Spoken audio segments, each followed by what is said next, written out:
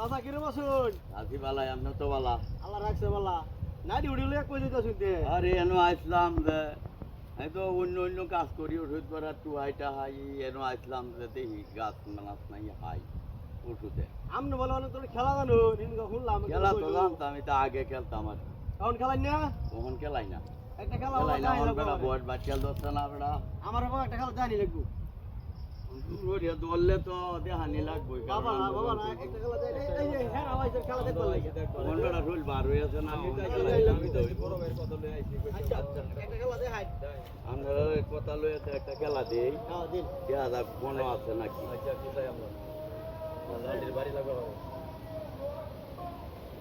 একটা খেলা দিও অন্যান্যরা।